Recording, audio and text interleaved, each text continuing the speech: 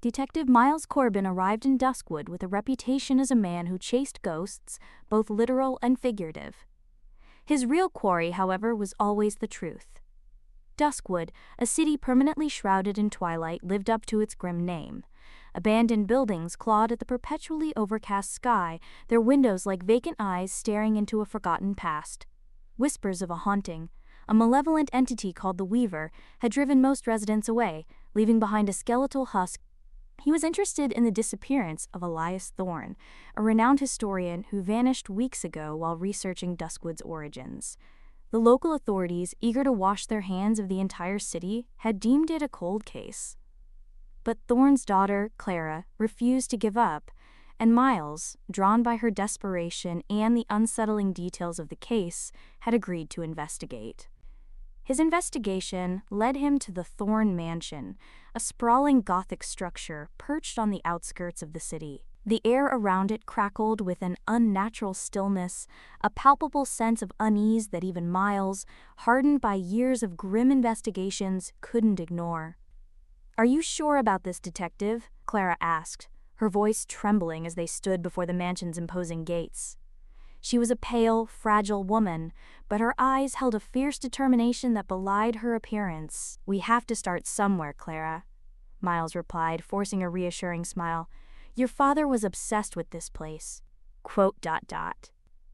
The gates creaked open, as if inviting them in, revealing an overgrown garden choked with thorny vines and withered flowers. The path to the mansion was barely visible, swallowed by the encroaching wilderness. Inside, the mansion was even more unsettling. Dust lay thick on every surface, undisturbed for years. Cobwebs draped like macabre decorations, and the air was heavy with the smell of decay and something else, something ancient and subtly metallic. "Father always said this place was a living history book," Clara whispered, her voice echoing in the cavernous hall. ... Miles started his investigation in Thorne's study, a room overflowing with books, maps, and handwritten notes. Thorne had been meticulously researching the city's founding families, focusing on a shadowy figure known only as Silas Blackwood. Blackwood was rumored to be a powerful alchemist who had made a pact with dark forces to ensure Duskwood's prosperity. But the pact had come at a price, a perpetual twilight and the eventual haunting. As Miles delved deeper into Thorne's research, he discovered a hidden passage behind a bookshelf. The chamber was filled with strange contraptions, bubbling beakers, and arcane symbols etched into the stone floor. In the center of the room stood a massive loom, its threads shimmering with an eerie light. This, Miles realized, was the Weaver's Loom, the source of Duskwood's haunting. "What is this place?" Clara gasped, her eyes wide with fear. "This is where it all started," Miles explained, his voice grim. "Blackwood used this loom to weave a spell that bound Duskwood to this perpetual twilight and unleashed the Weaver upon the city." The loom pulsed with a blinding light, and a spectral figure materialized before them. It was the Weaver, a grotesque entity woven from shadows and nightmares. "You trespass in my domain," the Weaver hissed, its voice a chilling echo that resonated through the chamber. "This city is mine, and you will share its fate."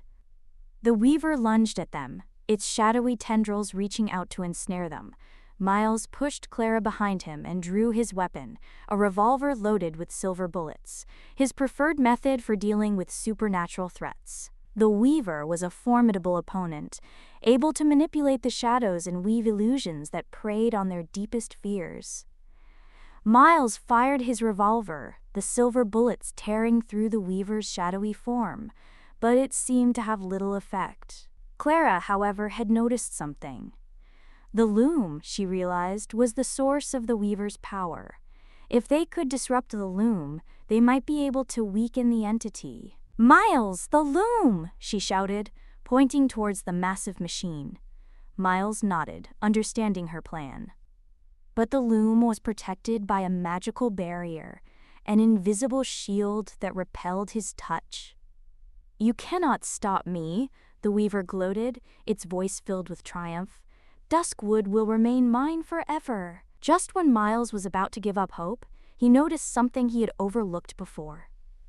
Etched into the base of the loom was a series of symbols, the same symbols that Thorn had been studying in his research. "Clara, the symbols!"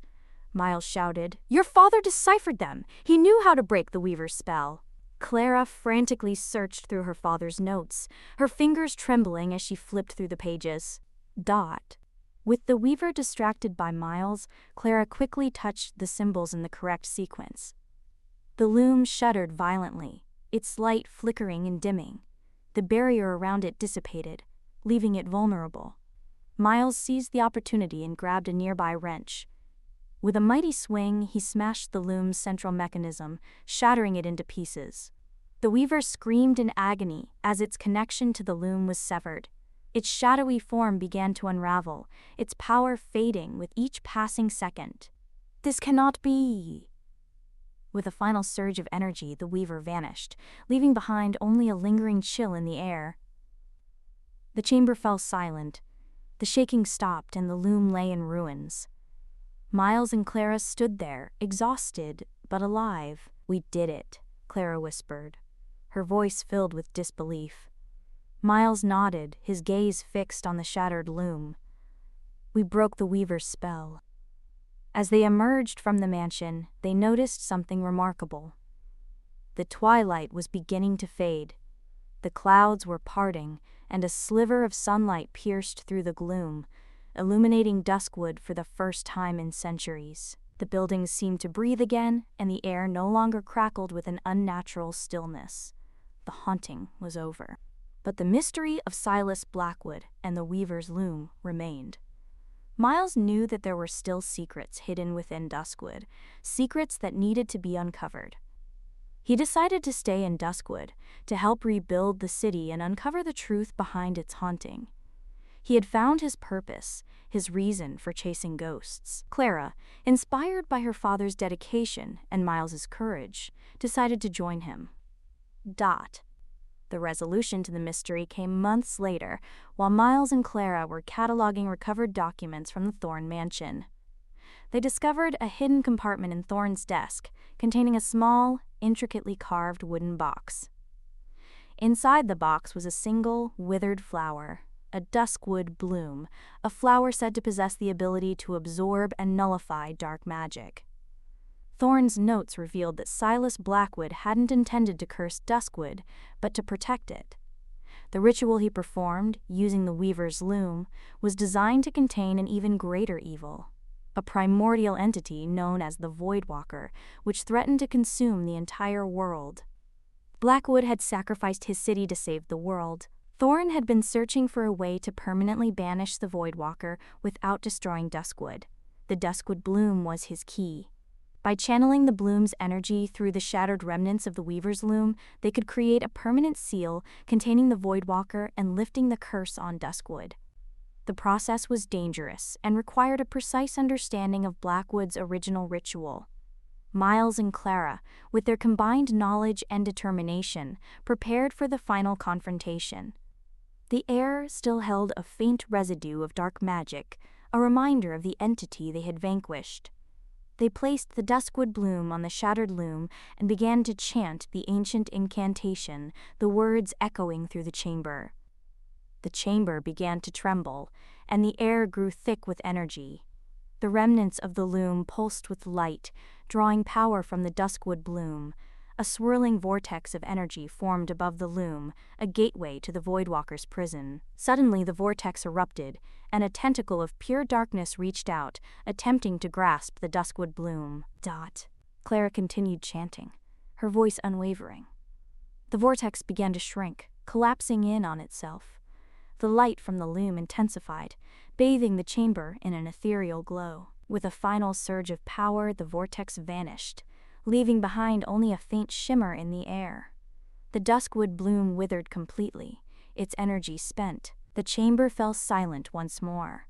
The trembling stopped, and the air cleared.